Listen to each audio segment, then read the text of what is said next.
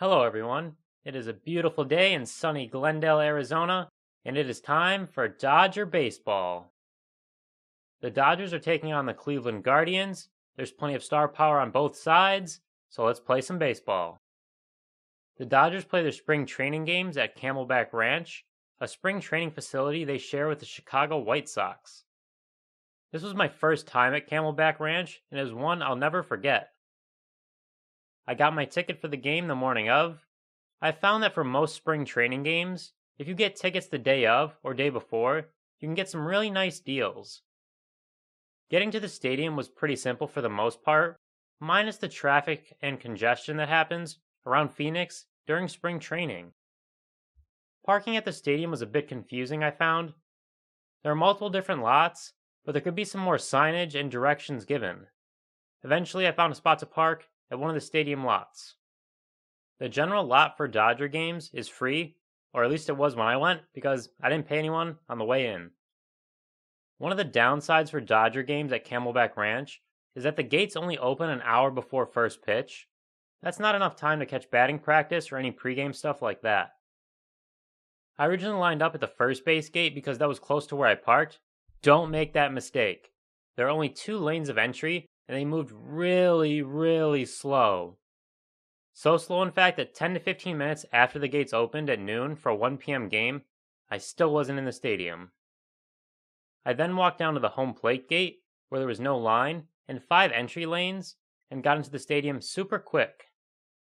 If you're heading to a game at Camelback Ranch, whatever you do, use the home plate gate. It moves the fastest.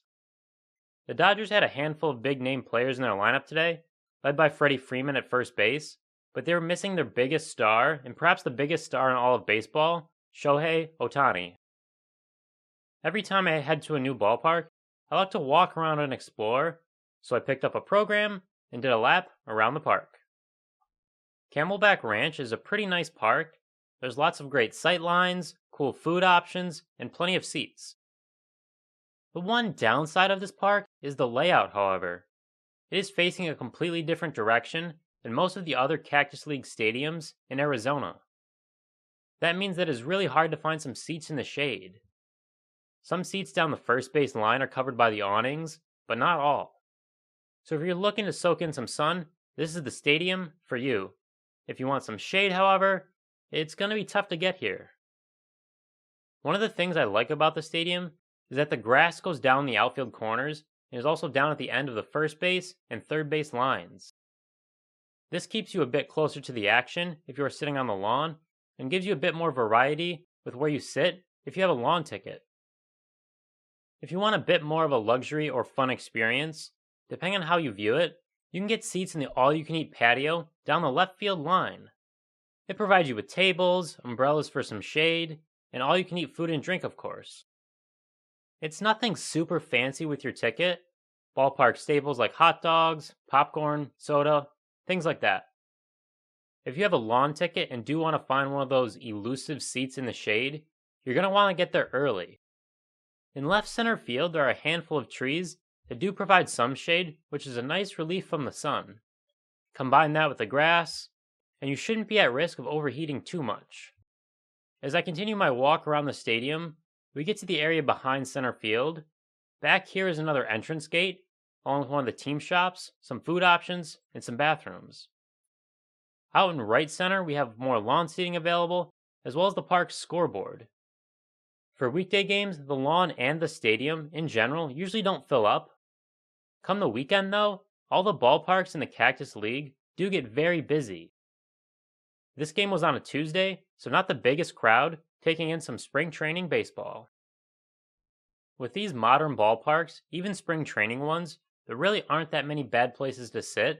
This includes Camelback Ranch, which was built in the late 2000s. Whether you like classic stadium foods or fancier options, you'll find both at Camelback.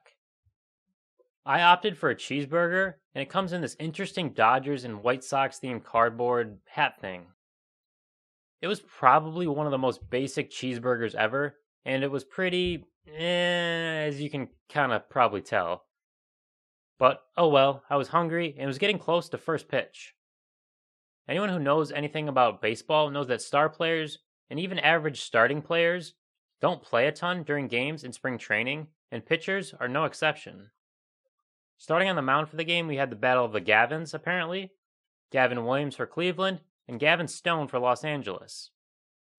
In addition to Freeman, the Dodgers lineup included a number of their other top players, including Kyle Tucker, Will Smith, and Teoscar Hernandez, among others.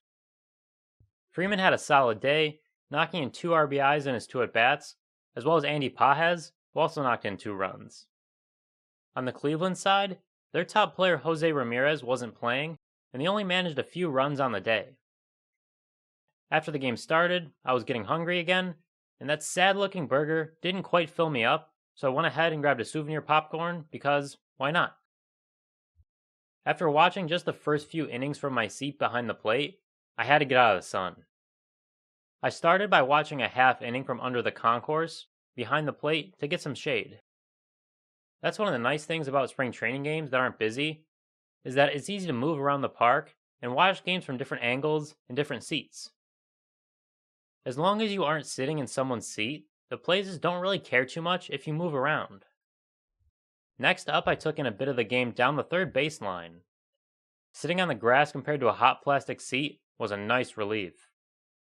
I continued the grass theme by moving to the left center field grass area after that.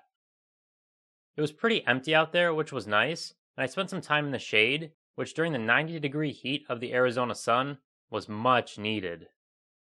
After a pit stop in right center field, I spent the last few innings down the first baseline in the right field corner.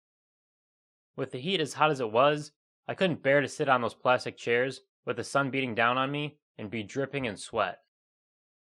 One of the hallmarks, almost, if you could call it that, during spring training games, is that they can take a long time, longer than many regular season games. Or maybe it just seems that way. If you're a diehard baseball fan, it's great, but if you're more of a casual or just there for the vibes, it can get old after a while, especially when you're getting killed by the sun. I usually don't mind, and this game wrapped up at right around 4 after about 3 hours of baseball. To kill some time after the game ended, I went to check out the main team store by the home plate gate. After a while of browsing and killing time, it was time to head out. It feels like they kind of like to close the stadium down pretty quick after games, so I was on my way. With a small crowd, and thanks to killing time in the team shop after the game, I wasn't stuck in the parking lot or stuck in traffic after the game ended for too long, thankfully. Overall, Camelback Ranch was a great ballpark to check out. There are only a few parks in the Cactus League I haven't been to after visiting Camelback.